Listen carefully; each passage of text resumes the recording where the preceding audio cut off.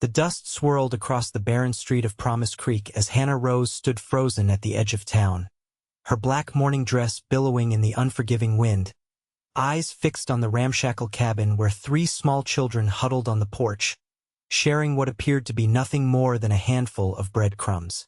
Hannah had buried her husband James just 3 weeks prior, the memory of the mining accident that claimed him still fresh in her mind like an open wound.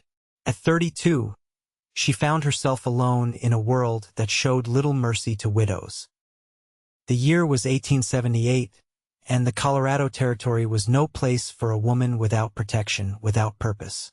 Yet here she was, her belongings packed in a single trunk beside her, waiting for the eastbound stage that would take her back to Boston, back to a family that had disowned her for marrying beneath her station. The smallest child, a girl no older than 4 with wheat-colored hair, caught sight of Hannah and froze, her tiny hand suspended midway to her mouth. The 2 boys beside her, perhaps 6 and 8, followed their sister's gaze. Even from this distance, Hannah could see the hollowness in their cheeks, the desperate hunger in their eyes. "Miss, your stage is due in 20 minutes, called Mr. Perkins from the general store behind her. "Best wait inside. Storm's brewing." Hannah nodded absently, unable to tear her eyes from the children. "Who lives in that cabin?" she asked, gesturing toward the dilapidated structure at the edge of town. Mr. Perkins squinted against the afternoon sun. "That'd be Tucker Thomas's place. Good man, hard worker. Been raising those young uns alone since his wife passed birthing the little one." "And where is Mr. Thomas now?" "Driving cattle for the Harrington spread. Been gone 3 weeks, due back any day." Perkins shook his head. "Neighbors been checking in, but those children are proud like their pa won't take charity, even when they need it." Something shifted inside Hannah's chest, a feeling she couldn't name. Without conscious thought, she found herself walking toward the cabin, her boots kicking up dust with each step.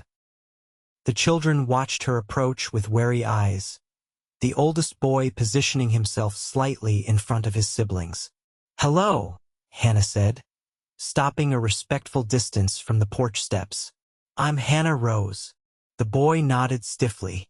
"Madam, I wondered if perhaps—" Hannah faltered, uncertain how to proceed without wounding their pride. "I have some bread and cheese in my basket that will spoil if I don't share it. Would you help me by eating some?" The children exchanged glances, silent communication passing between them.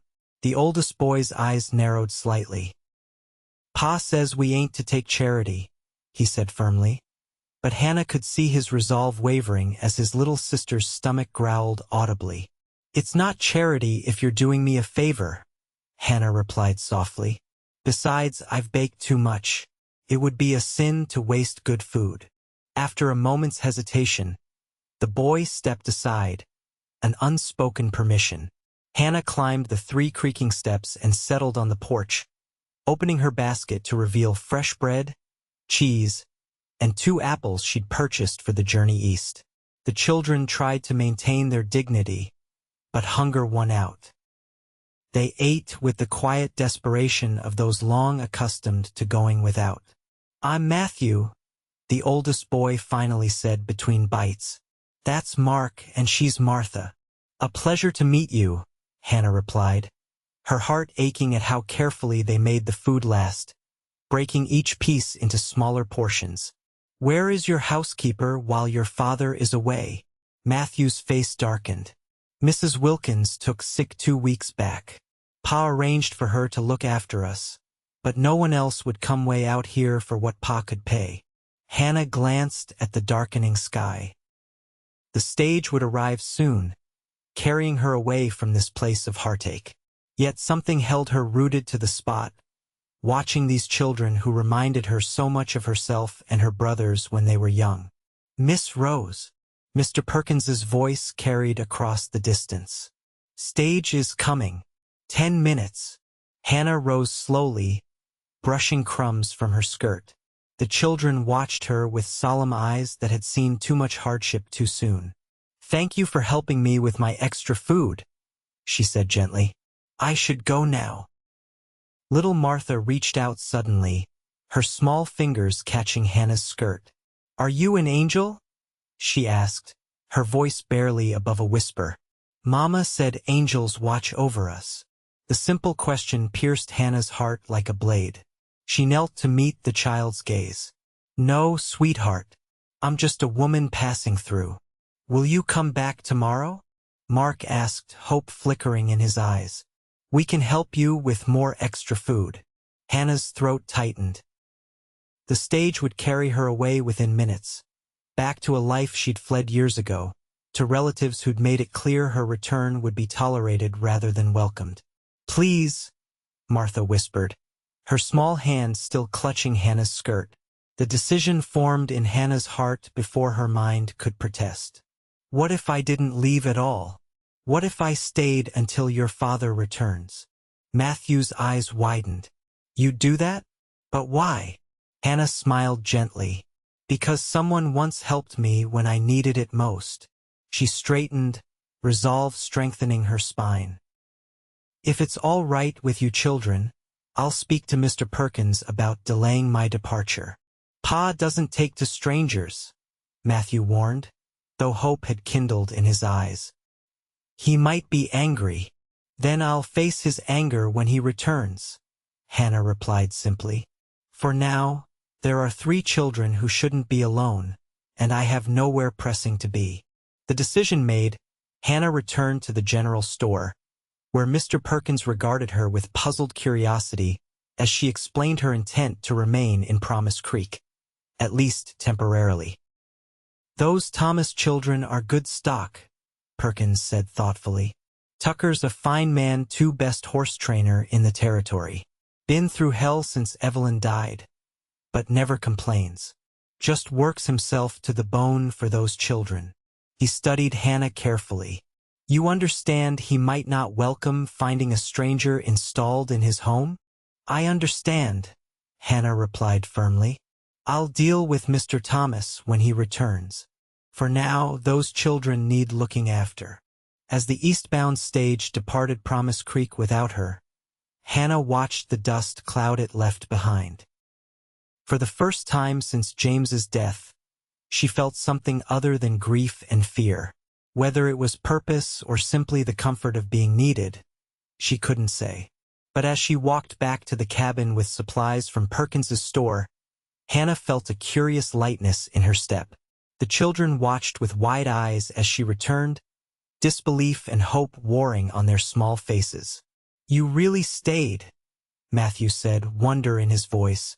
I really stayed, Hannah confirmed, setting down her purchases. Now, shall we see about making a proper supper? That evening, as the children slept in their beds clean-faced and full-bellied for the first time in weeks, Hannah sat on the porch of the cabin, watching as stars appeared in the vast Colorado sky. She had no illusions about the reception she might receive from Tucker Thomas. A man returning from weeks of hard labor would hardly welcome finding a strange woman installed in his home, regardless of her intentions. Yet as Hannah looked at the peaceful faces of Matthew, Mark, and Martha, she knew she could not have made any other choice. Whatever storm might come with their father's return, she would weather it. Morning brought an urgency to Hannah's step as she surveyed the cabin in daylight. The small home was sturdy but neglected, with dusty corners and unwashed laundry piled high.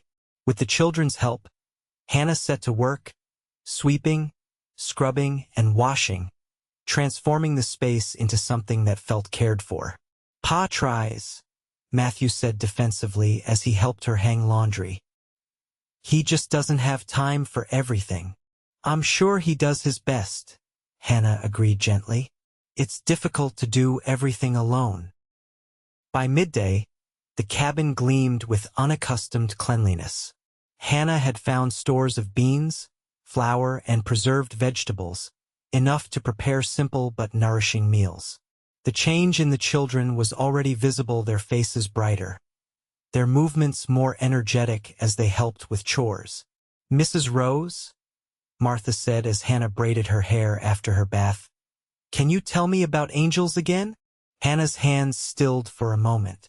What would you like to know, sweetheart? Do they watch over everyone, or just some people? Hannah resumed braiding, choosing her words carefully. I believe they watch over all of us, but sometimes they work through ordinary people.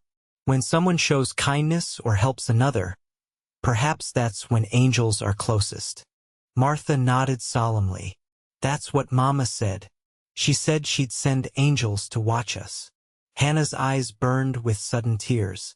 She finished the braid and tied it with a ribbon from her own things. Your mama must have loved you very much. Pa says not to make him sad by talking about her, Matthew said from the doorway. But sometimes I forget what she looked like. The simple statement broke Hannah's heart. Perhaps, she suggested gently, you could tell me about her. That way you'll keep her memory alive. That night, by lamplight, the children shared fragmented memories of their mother, her laugh, the songs she sang, how she made cornbread with honey. Hannah listened, occasionally asking questions that helped them piece together their recollections, witnessing how they treasured each shared memory. The next morning, Hannah was kneading dough when a commotion outside drew her attention. The children, who had been playing in the yard, fell suddenly silent. Through the window, Hannah saw a man dismounting from a dusty roan horse, tall, broad-shouldered, his face shadowed by a wide-brimmed hat. Tucker Thomas had returned. Hannah's heart hammered against her ribs as the children rushed to their father. He dropped to one knee, gathering them in his arms, his face transformed by joy as they clamored for his attention. He looked younger than Hannah had imagined, perhaps 35. His face weathered but handsome beneath several weeks' growth of beard. Taking a deep breath, Hannah wiped her hands on her apron and stepped onto the porch. The moment Tucker Thomas noticed her, his expression shifted from joy to wariness, his arm instinctively drawing his children closer. Who are you? He demanded, his voice deep and graveled with fatigue. Before Hannah could respond, Matthew stepped forward. This is Mrs. Rose, Pa. She's been taking care of us since Mrs. Wilkins got sick. Tucker's eyes, a startling blue that reminded Hannah of summer skies, narrowed as they assessed her. I wasn't aware I'd hired a replacement. You didn't, Hannah replied steadily. I saw your children 3 days ago and realized they were alone. I offered my assistance temporarily. His jaw tightened. We don't take charity, Mrs. Rose. It's Miss, Hannah corrected gently. And it wasn't charity. Your children have worked alongside me every day. She hesitated, then added, I lost my husband recently. Helping your family has helped me as much as them. Something flickered in Tucker's expression, recognition of shared loss, perhaps. He straightened to his full height, towering over her even from several paces away. I appreciate your concern, he said stiffly, but we managed just fine on our own. Pa! Martha tugged at his dusty pants leg. Miss Rose makes biscuits like Mama did, and she helped me say prayers at night. Tucker's face softened momentarily as he looked at his daughter, then hardened again as he returned his attention to Hannah. I'll pay you what I owe for your time, and then you can be on your way. I don't want your money, Mr. Thomas, Hannah replied, lifting her chin. I stayed because children shouldn't be alone, not for payment. His eyes flashed. I don't need a stranger teaching my children that their father can't provide for them. Hannah held his gaze. Is that what you think I've done? Your children speak of you with nothing but pride and love. They've told me how hard you work, how you're teaching Matthew to ride, how you carved Martha's doll. She shook her head. I haven't diminished you in their eyes, Mr. Thomas. I've merely kept them safe until you returned. Tucker stared at her for a long moment, conflict evident in his face. Finally, he removed his hat, revealing dark hair streaked with premature silver at the temples. I apologize, Miss Rose. Trail dust and worry make for poor manners. He glanced at his children, then back to her. Perhaps we could discuss this further after I've had a chance to clean up. Hannah nodded, relief washing through her. Dinner will be ready in an hour. There's hot water for washing up. As Tucker disappeared inside with his children, Hannah leaned against the porch railing, her knees suddenly weak. The man was intimidating, to be sure, but there was something in his eyes, a depth of feeling, a wounded pride that spoke to her. He loved his children fiercely. That much was clear, and they adored him in return. Dinner that evening was a tentative affair. Tucker, cleaned up and freshly shaved, sat stiffly at the head of the table, watching with barely concealed surprise as Hannah served a meal far more substantial than what he and the children had become accustomed to. "Miss Rose found the garden Mama planted," Mark announced proudly. "We picked beans and tomatoes yesterday." Tucker's eyes met Hannah's across the table. "You've been busy." "The children have been wonderful helpers," Hannah replied, carefully serving Martha a portion of stew. "Matthew is quite the gardener." A hint of a smile touched Tucker's lips as he glanced at his eldest son. "His mother taught him. She had a way with growing things that I never managed to learn." The mention of his late wife didn't bring the pained expression Hannah had expected.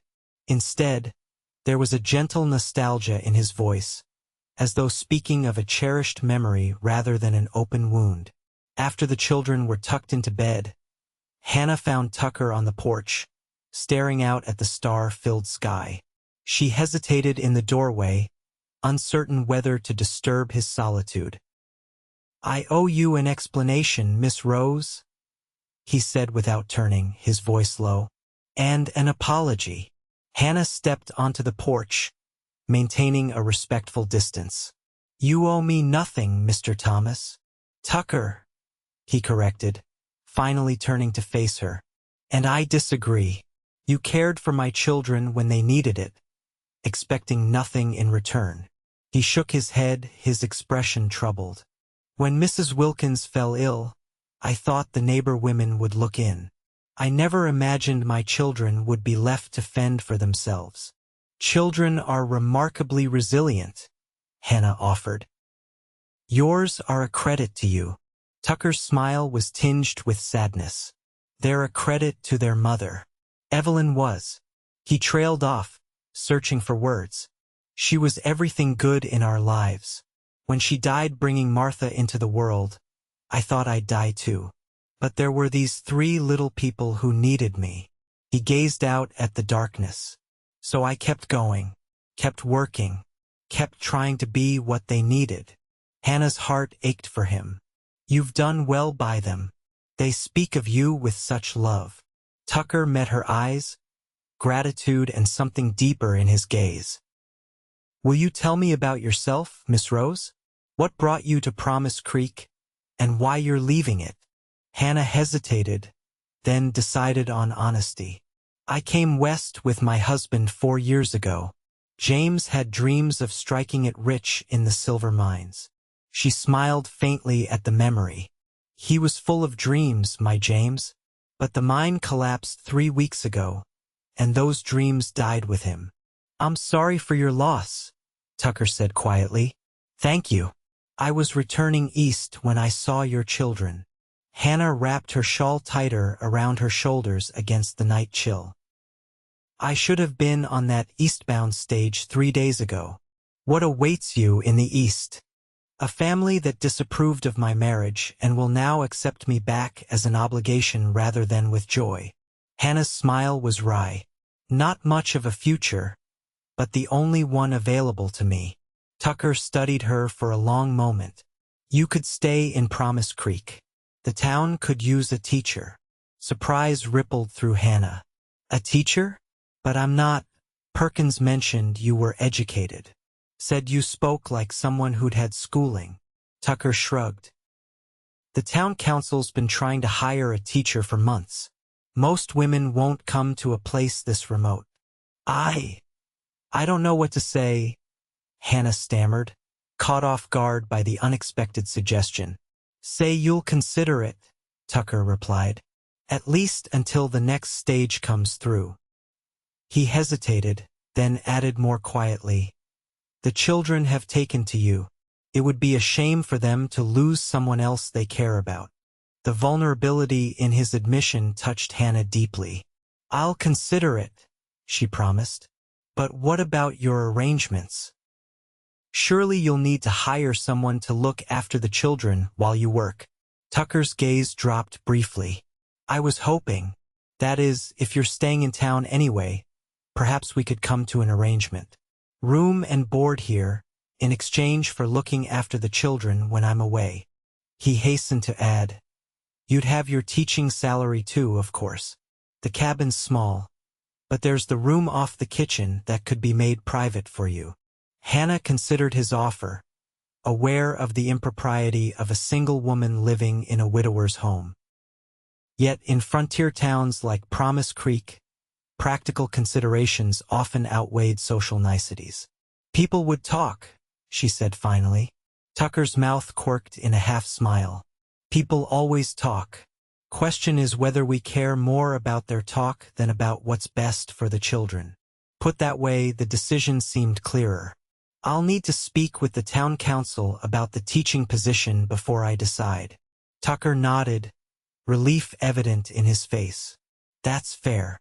I'm grateful you're considering it." He straightened, suddenly awkward. "I should turn in. Dawn comes early." As he moved to pass her, Tucker paused. "Miss Rose." "Hannah, thank you, not just for considering staying, but for what you've already done. My children were blessed the day you saw them on that porch." His sincerity warmed her more than she cared to admit. "Good night, Tucker." As Hannah prepared for bed in the small back room, she reflected on the strange turn her life had taken. 3 days ago, she had been a widow with no prospects, heading east in defeat. Now she was contemplating remaining in Promise Creek, teaching in a frontier school, and living under the same roof as Tucker Thomas and his children. The thought should have terrified her. Instead, as she drifted toward sleep, Hannah felt something she hadn't expected to feel again after James's death. Hope. The following week brought a flurry of activity. The town council, delighted to find a qualified teacher willing to stay in Promise Creek, offered Hannah the position immediately. The school term would begin in 2 weeks, giving her time to prepare the small schoolhouse and develop her lessons. Tucker, true to his word, cleared out the room off the kitchen, adding a proper door and even fashioning simple curtains for the window, an effort that clearly stretched his limited carpentry skills but touched Hannah deeply. "It's not much," he apologized as he showed her the completed space. "But it's private. It's perfect," Hannah replied sincerely, touched by his consideration. Life fell into a rhythm that felt surprisingly natural.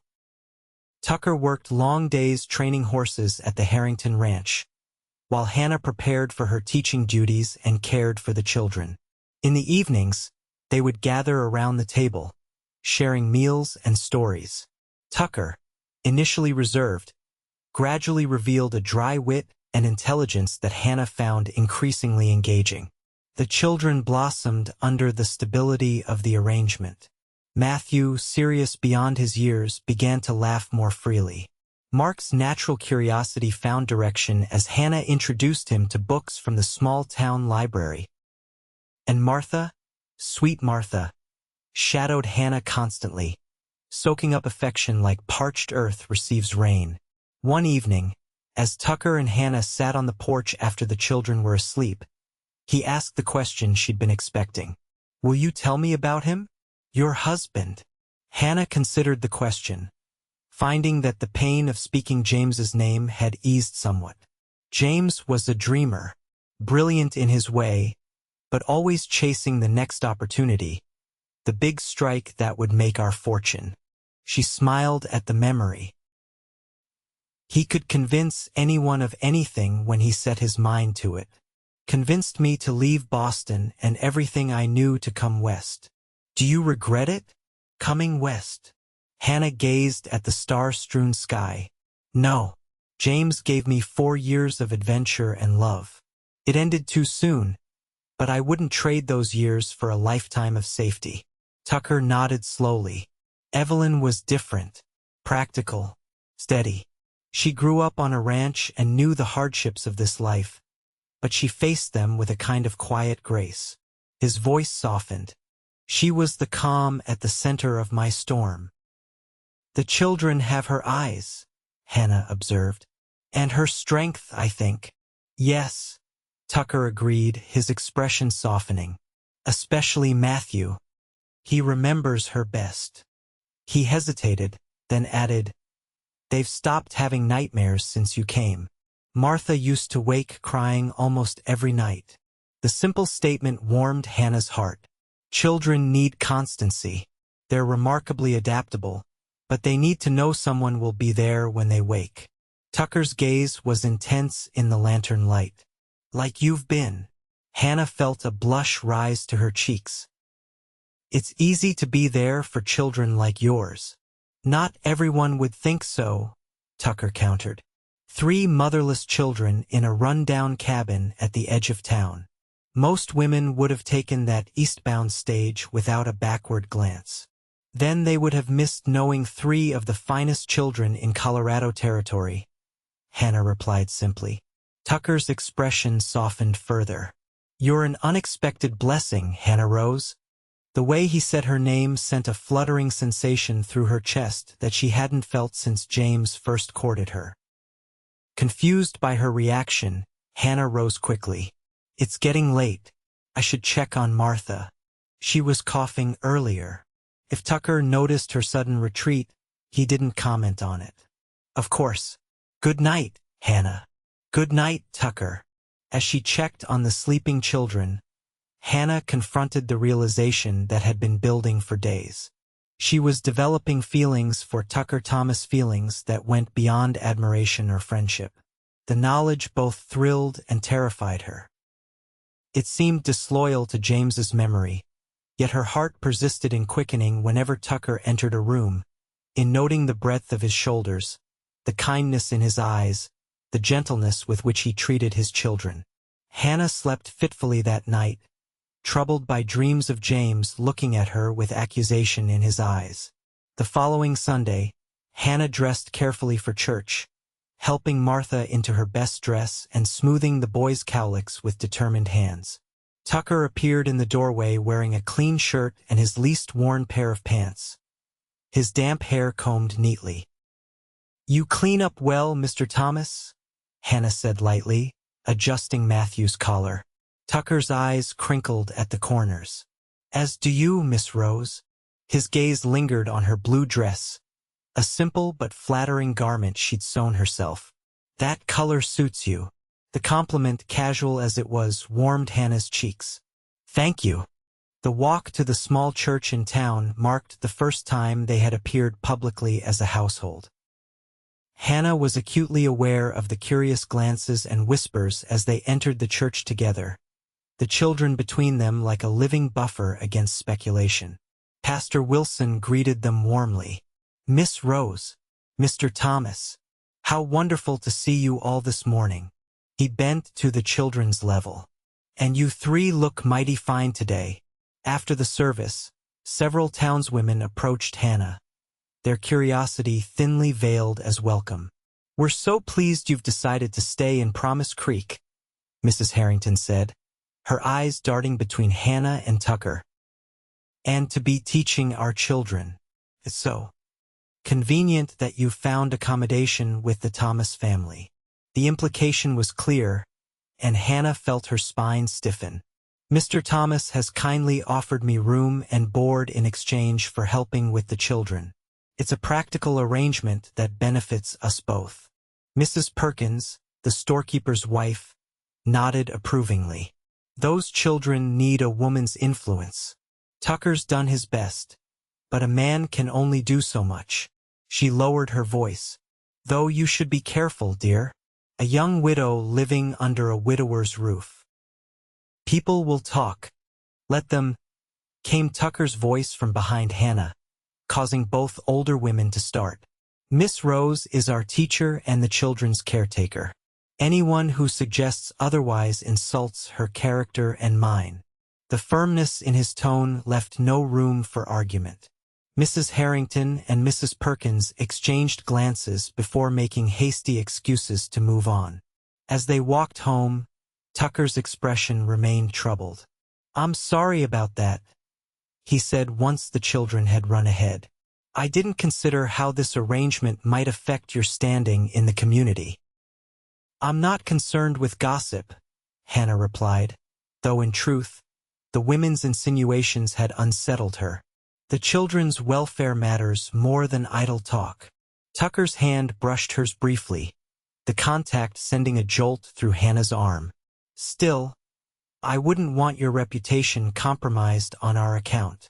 "My reputation is my own concern," Hannah assured him. "Besides, in a town this size, people will find something else to gossip about soon enough." Tucker's smile returned, warming his eyes. "You're a remarkable woman, Hannah Rose." The children's shouts interrupted the moment as they called for their father to see a jackrabbit they'd spotted. Tucker jogged ahead, leaving Hannah to follow more slowly, her thoughts in turmoil. She had come to care deeply for Tucker and his children, too deeply, perhaps. The arrangement that had seemed so practical now felt fraught with emotional complications she hadn't anticipated. James had been gone less than 2 months, yet already her heart was turning toward another man. The realization filled her with both guilt and a strange, unexpected hope. The school term began the following week, bringing 20 children ranging from 5 to 15 years of age into Hannah's care. The work was challenging but fulfilling, drawing on her education and natural affinity for teaching. The townspeople gradually accepted her dual role as teacher and caretaker to the Thomas children, their initial suspicions easing as they observed her dedication to both responsibilities. October brought cooler weather and the harvest. Tucker worked longer hours helping local ranchers bring in their cattle for winter, often returning home after the children were asleep. Hannah found herself missing their evening conversations on the porch, the quiet moments when they would discuss the children's progress or simply share the events of their days. One evening in late October, as Hannah sat alone on the porch mending one of Matthew's shirts, she heard the approach of a horse. Tucker appeared from the darkness, dismounting wearily from his roan. "You're up late," he observed as he secured his horse. "Everything all right?" Hannah set aside her mending. "Everything's fine. Martha had a slight fever earlier, but it broke after supper. She's sleeping peacefully now." Concern crossed Tucker's face. "You should have sent Matthew for me. It wasn't serious enough to pull you away from your work," Hannah assured him. "Besides, I've nursed enough childhood fevers to know when to be concerned." Tucker joined her on the porch, sinking onto the bench with a tired sigh. In the lantern light, Hannah could see the lines of fatigue etched around his eyes. "You work too hard," she said softly. "No harder than most men with families to feed," he replied with a shrug. "Winter's coming. Need to make sure we're provided for." His gaze shifted to her face, studying her with an intensity that made Hannah's pulse quicken. "You've changed things, you know. Before you came, I was just getting by keeping the children fed and clothed, but not much more. Now," he gestured toward the cabin, where light glowed warmly through the windows. "Now it feels like a home again. The children are thriving. Martha sings. Mark reads. Matthew laughs." His voice roughened. "I can't remember the last time I heard him laugh before you came." Hannah's throat tightened with emotion. "They're wonderful children. It's easy to care for them." "It's more than care," Tucker said quietly. "You love them." It wasn't a question, but Hannah answered anyway. "Yes, I do." The admission hung in the air between them, laden with implications neither was ready to address directly. Tucker cleared his throat. "The harvest dance is next Saturday. The whole town turns out for it." He hesitated, then added, I thought perhaps we might attend. As a family. The moment the word left his lips, he looked startled, as though he hadn't intended to express it quite that way. Hannah's heart stuttered. As a family? Tucker met her gaze steadily. The children consider you family already. I thought perhaps. That is, if you wanted. He shook his head, frustrated by his own awkwardness. I'm not good with words, Hannah, but I'd be honored if you'd accompany us to the dance. The simple invitation carried weight far beyond a social engagement.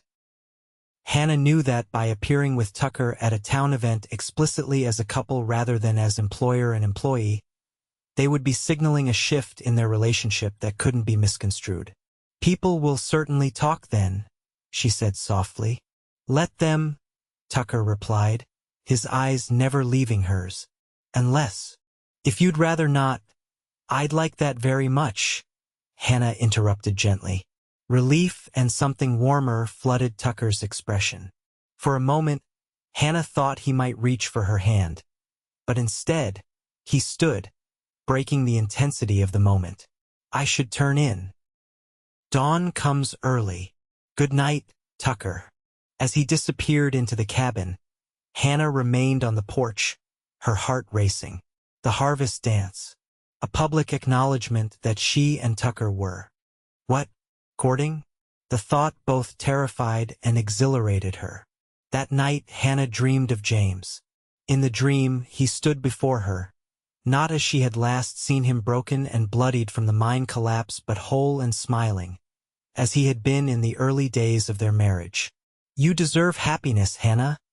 Dream James told her, his voice gentle. Don't let guilt steal it from you. She woke with tears on her face but a lightness in her heart that had been absent for too long. The day of the harvest dance arrived crisp and clear. Hannah spent the morning helping Martha select a dress, settling on a pretty blue frock that brought out the child's eyes. The boys submitted with minimal grumbling to baths and clean clothes, while Tucker disappeared after breakfast, mysteriously citing errands in town. When he returned mid-afternoon, he carried a package wrapped in brown paper. For you, he said, handing it to Hannah with an uncharacteristically shy expression. I hope it fits. Mrs. Perkins helped me guess the size.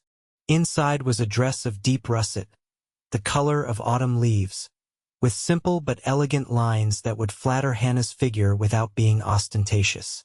She stared at it in disbelief, running her fingers over the fine fabric. Tucker, I can't accept this, she said softly. It's too much. Please, he replied, his eyes earnest. Let me do this small thing. You've given so much to my children, to me. I wanted. He gestured helplessly at the dress. I wanted you to have something that makes you feel as beautiful as you are. The simple sincerity of his words moved Hannah deeply. Thank you, she whispered, blinking back sudden tears. It's lovely. That evening, as Hannah dressed in her new gown, she confronted her reflection in the small mirror Tucker had hung in her room. The woman who gazed back at her seemed different from the grief-stricken widow who had arrived in Promise Creek months earlier. There was color in her cheeks, life in her eyes. The russet dress complemented her chestnut hair and brought warmth to her complexion. When she emerged from her room, Tucker and the children were waiting in the main room. The boys had managed to stay relatively clean, while Martha twirled in her blue dress, delighted with herself. But it was Tucker who captured Hannah's attention. He'd shaved carefully and wore a black suit that, while not new, had been meticulously brushed and pressed. His dark hair was neatly combed, accentuating the silver at his temples. Tucker's eyes widened as Hannah entered the room, his expression one of genuine awe. Hannah, he said softly, you're beautiful. The simple compliment warmed her more than elaborate flattery ever could have. You clean up rather well yourself, Mr. Thomas, she replied, trying to lighten the suddenly charged atmosphere.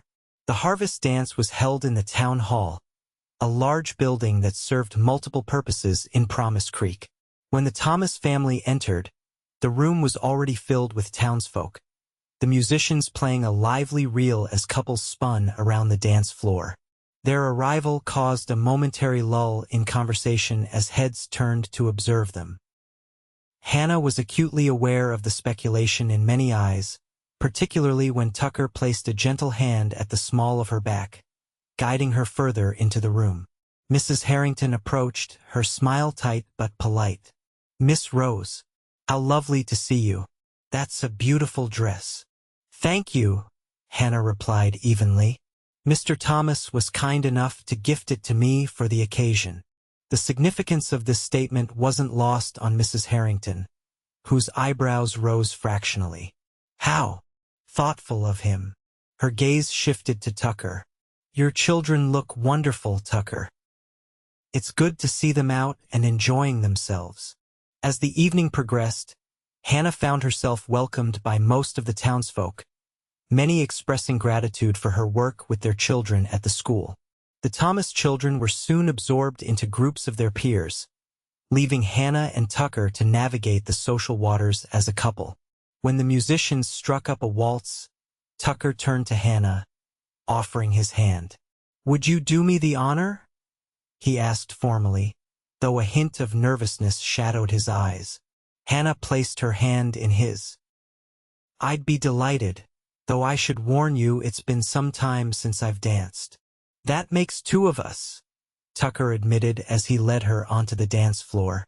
As they began to move in time with the music, Hannah was pleasantly surprised by Tucker's competence. "You dance quite well for a man who claims to be out of practice," she observed. A smile touched his lips. "Evelyn insisted I learn properly before our wedding. Said she wouldn't have a husband who stepped on her toes." The mention of his late wife didn't bring the shadow of sadness Hannah might have expected. Instead, there was a fond nostalgia in his tone that spoke of healing. "She sounds like a wise woman," Hannah replied. "She was." Tucker's eyes held Hannah's steadily. "She would have liked you, I think. Would have been grateful for what you've done for our children." The simple statement touched Hannah deeply. As they continued to dance, the space between them seemed to diminish, their bodies drawing closer as if by mutual gravity. Hannah could feel the solid strength of Tucker's hand at her waist, the gentle pressure of his fingers against hers. When the music finally ended, they remained motionless for a moment, reluctant to break the connection. "Tucker," Hannah began, uncertain what she intended to say but feeling that something needed to be acknowledged. Before she could continue, Martha appeared at their side, tugging at Tucker's jacket. "Pa, Miss Hannah, come see the dessert table. They have apple pie." The moment broken, Tucker smiled down at his daughter. "Lead the way, little one." As they followed Martha through the crowd, Tucker's hand found Hannah's, his fingers interlacing with hers in a gesture that felt both protective and possessive. The simple touch sent warmth coursing through Hannah's arm to settle in her chest. Later that evening, as they walked home beneath a canopy of stars, the children running ahead in high spirits, Tucker slowed his pace to match Hannah's. "Thank you for coming tonight," he said quietly. "It meant a lot to the children. And to me." Hannah smiled up at him. "I enjoyed myself more than I expected to." Tucker hesitated, then said, "Hannah, there's something I need to say to you." He stopped walking, turning to face her fully. "These past months, having you with us, has changed everything. The children adore you. The house feels like a home again. And I—" He drew a deep breath. "I find myself thinking about you in ways that go beyond gratitude or friendship." Hannah's heart hammered against her ribs. "Tucker, please, let me finish," he interrupted gently. "I know it might be too soon.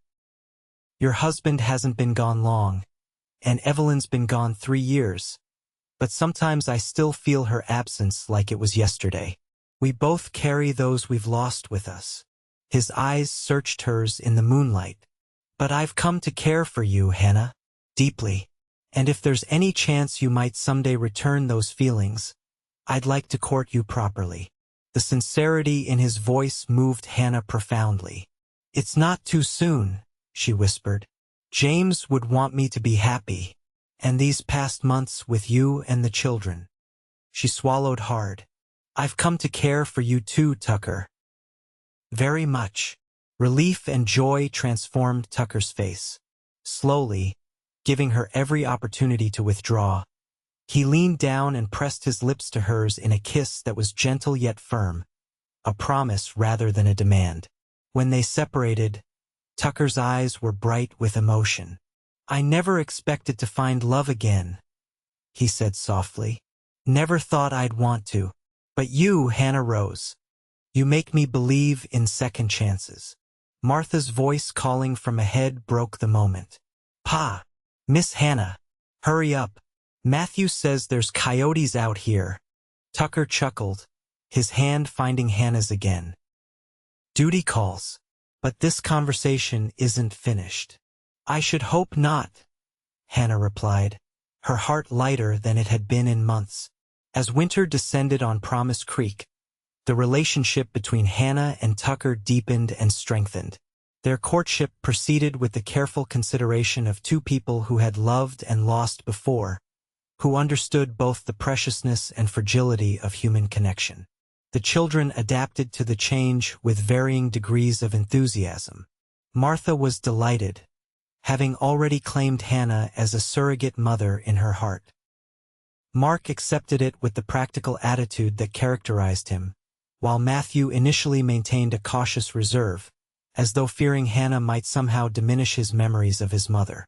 It was on a snowy afternoon in December that Matthew finally voiced his concerns. Hannah was teaching him to make bread, a skill she'd noticed he watched with particular interest whenever she baked. My ma used to make bread, he said as he kneaded the dough with surprising skill. Every Saturday morning. She taught you well, Hannah observed. Your technique is excellent. Matthew concentrated on the dough, not meeting her eyes. Pa says you might become part of our family. Permanently. Hannah's hands stilled. Tucker had indeed begun speaking of marriage, though they had agreed to wait until spring before making any formal announcement. Would that bother you, Matthew? The boy shrugged, still focused on the dough. Don't know. Might be nice for Martha and Mark. Hannah recognized the evasion for what it was. Gently, she placed her hand over Matthew's, stopping his movements. What about for you? Finally, he looked up, his eyes so like his father's troubled. If you're here all the time, being like our ma, what if we start to forget her? What if Pa does? The fear behind the question broke Hannah's heart.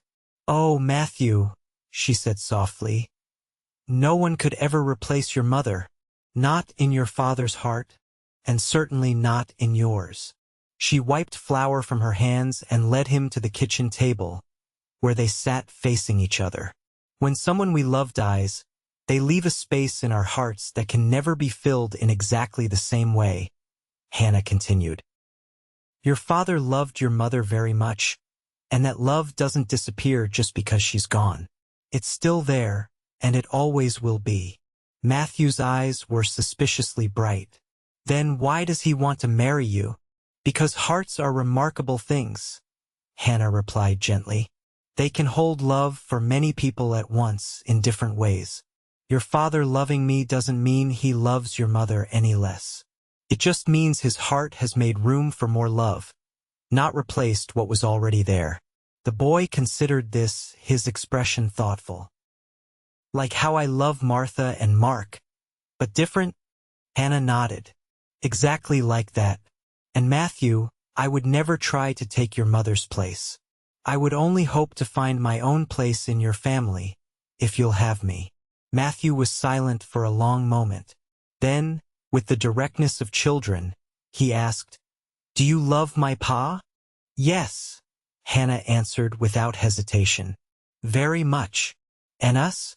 Me and Mark and Martha. With all my heart. Matthew nodded solemnly. Then I reckon it would be all right. If you married Pa. Relief and tenderness flooded Hannah's chest. Thank you, Matthew. That means a great deal to me. The boy returned to his bread making, but there was a new lightness to his movements, as though a weight had been lifted from his young shoulders.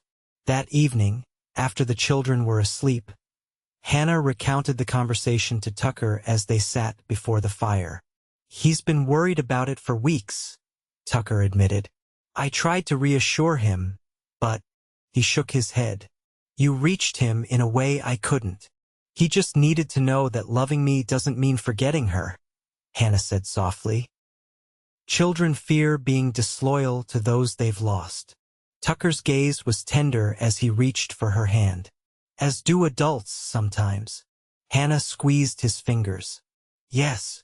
They sat in comfortable silence for a time, watching the flames dance in the hearth.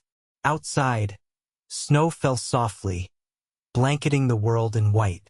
I've been thinking, Tucker said finally, about waiting until spring to announce our engagement. He turned to face her fully. I don't want to wait, Hannah. Life is too uncertain, too precious to delay happiness when it's within reach. Hannah's heart quickened. What are you suggesting? Marry me at Christmas, Tucker said simply. Let's begin the new year as a family in truth as well as in spirit. The proposal, for all its lack of elaborate romance, touched Hannah deeply. It was practical and heartfelt, just like the man who offered it. Yes, she replied, her voice steady despite the emotion welling in her chest. I would like that very much. Tucker's face lit with a joy that took years from his features. He drew her into his arms, his kiss deeper and more passionate than any they had shared before, a promise of the life they would build together. Christmas in Promise Creek was a community affair. The town gathered in the church on Christmas Eve for carols and Pastor Wilson's sermon, followed by a feast in the town hall where every family contributed what they could. This year, there was an additional celebration planned, a wedding. Word of Tucker and Hannah's engagement had spread quickly through the small town, met with general approval and only minimal gossip. Mrs. Harrington had even unbent enough to offer the use of her parlor for Hannah to prepare for the ceremony. Every bride deserves a moment of privacy to collect herself, she declared when delivering the invitation. And a mirror larger than that postage stamp Tucker calls a looking glass. On the morning of Christmas Eve, Hannah found herself in the Harrington parlor, dressed in a gown of ivory silk that Mrs. Perkins had altered from her own wedding dress. It was simpler than the fashionable gowns Hannah had worn in her Boston youth, but far more meaningful for the community effort it represented. Mrs. Perkins fussed with Hannah's hair, arranging it in a style more elaborate than her usual practical bun. There, she said with satisfaction. Tucker won't know what hit him when he sees you. Martha, serving as Hannah's attendant, twirled in her new dress. You look like an angel, Miss Hannah, like the ones on top of Christmas trees. Hannah knelt to the child's level. And you, my dear, look absolutely beautiful. She straightened the ribbon in Martha's hair. Are you ready to help me today? Martha nodded solemnly. Pa says after today I can call you Ma. If I want to. Emotion tightened Hannah's throat.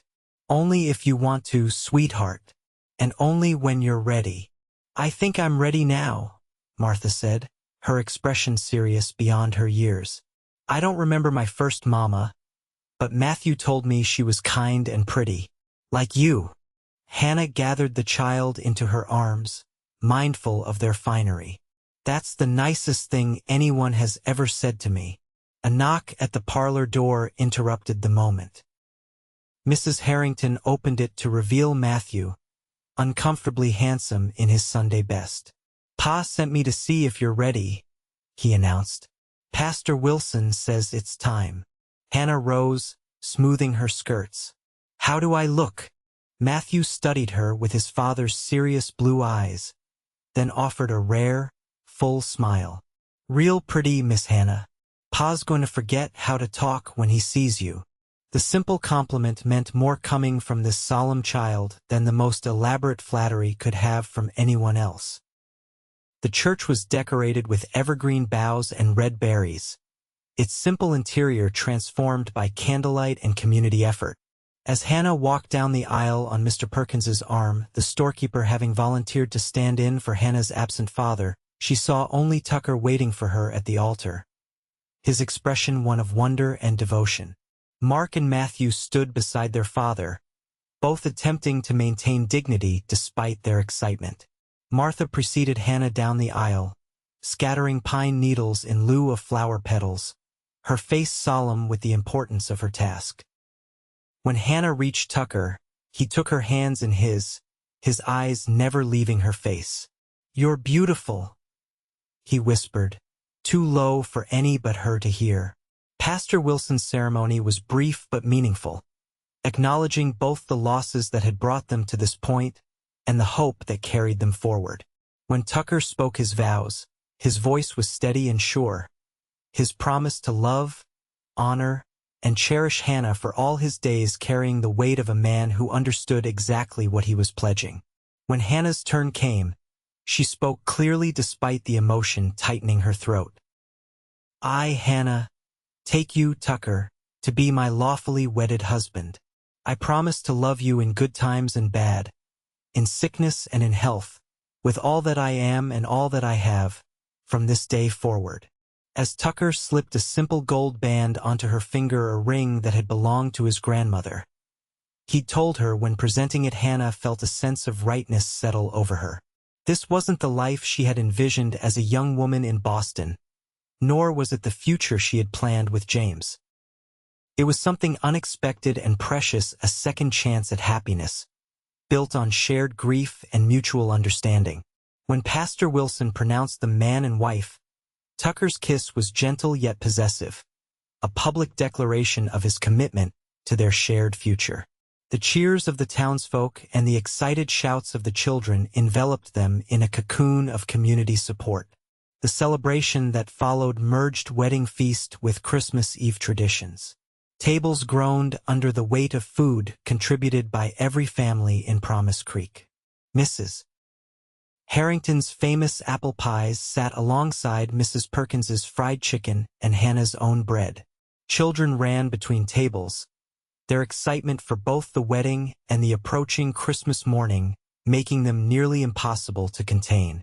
As evening deepened, Tucker found Hannah in a quiet corner of the hall, offering her a cup of punch. "Happy, Mrs. Thomas?" he asked, his voice low and intimate. The new name sent a thrill through Hannah. "Very happy, Mr. Thomas." Tucker's eyes were tender in the lamplight. "I never thought I'd have this again. Family. A wife." He shook his head in wonder. "When Evelyn died, I thought that part of my life was over. I focused on the children, on keeping food on the table and a roof over our heads. Never allowed myself to imagine anything more. And now," Hannah prompted softly. Tucker's smile was slow and full of promise. "Now I find myself imagining all manner of things, Mrs. Thomas. A future filled with more than just survival. Maybe even—" He hesitated, then continued, "maybe even more children someday if you were willing." The thought of bearing Tucker's child, of adding to their already beloved family, filled Hannah with unexpected longing. "I would like that very much," she admitted.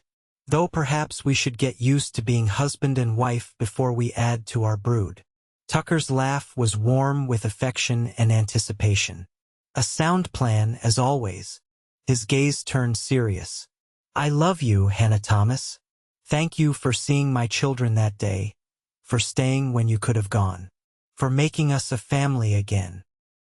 Hannah leaned into his embrace, fitting against him as though they had been made for each other.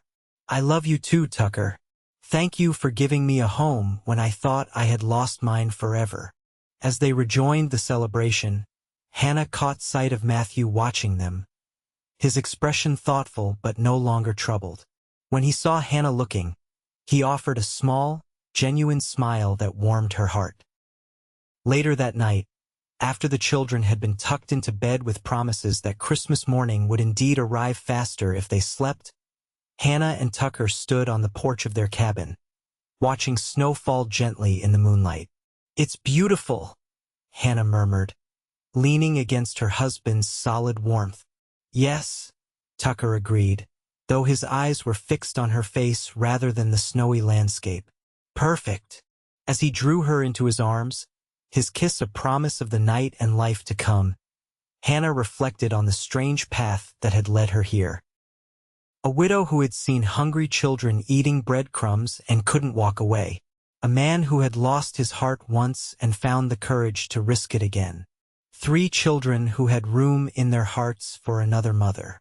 It wasn't the future she had imagined, but as Tucker led her inside to the warmth of their home and the promise of their marriage bed, Hannah knew it was the future she was meant to have, one built on courage, compassion, and the remarkable capacity of the human heart to heal and love again.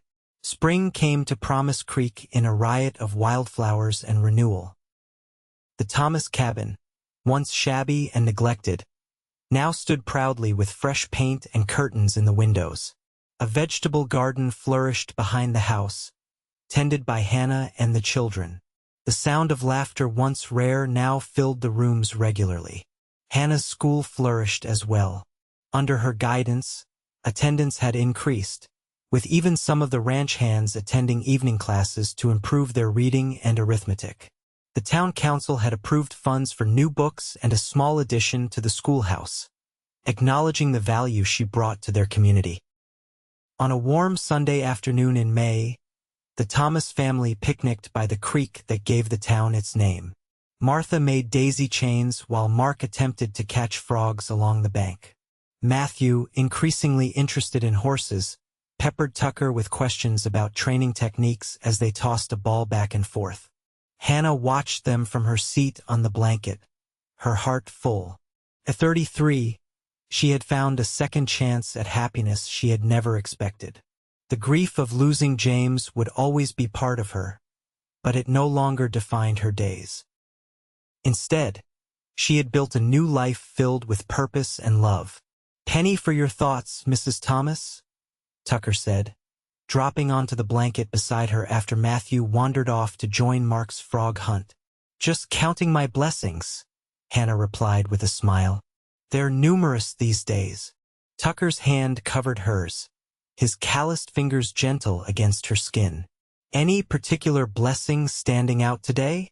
Hannah hesitated, then reached for the small bundle she had tucked into the picnic basket. "I have something for you." Tucker's eyebrows rose in surprise as he accepted the package wrapped in tissue paper. "It's not my birthday for months yet. This couldn't wait," Hannah replied, her pulse quickening as he unwrapped the gift. Inside was a tiny pair of knitted booties, white as new snow and impossibly small. Tucker stared at them uncomprehendingly for a moment before understanding dawned in his eyes. "Hannah?" he whispered, hope and wonder in his voice. "Are you?" She nodded, her eyes bright with unshed tears of joy. "Dr. Miller confirmed it yesterday. We're expecting a child in November." Tucker's face transformed with a joy so pure it took Hannah's breath away. He gathered her into his arms, mindful of her still flat stomach, and kissed her with a tenderness that spoke volumes. "A baby," he breathed against her hair. "Our baby. Are you happy?" Hannah asked, though his reaction left little doubt. "Happy doesn't begin to cover it," Tucker replied, his voice thick with emotion. "Overjoyed, blessed, terrified," he chuckled softly. "All of those and more." Hannah understood exactly what he meant. The prospect of bringing new life into the world filled her with both excitement and trepidation. "We'll need to tell the children soon," she said, "before they notice on their own." Tucker nodded, his gaze drifting to where the 3 children played by the creek. "They'll be thrilled. Especially Martha, she's been asking for a baby sister since Christmas." "And if it's a boy?" Hannah teased. Tucker's smile was tender. Then she'll have to make do with another brother to boss around. His expression grew serious as he placed a gentle hand on Hannah's stomach. Boy or girl, this child is a miracle, Hannah. A testament to second chances and new beginnings. A testament to a widow who saw children eating breadcrumbs and couldn't walk away, Hannah added softly. Tucker's eyes met hers, love and gratitude evident in their blue depths. The best decision of my life was letting you stay that day. As the children's laughter echoed across the creek and Tucker's hand remained protectively over their unborn child, Hannah felt a sense of completion that transcended her earlier grief. Life had taken unexpected turns, bringing heartache and joy in equal measure. But here, in this moment, with her family surrounding her and new life growing within her, Hannah knew with absolute certainty that she was exactly where she was meant to be. The breadcrumbs that had led her to Tucker Thomas and his children had become a path to a future brighter than she could have imagined, a future built on love, courage, and the remarkable resilience of the human heart.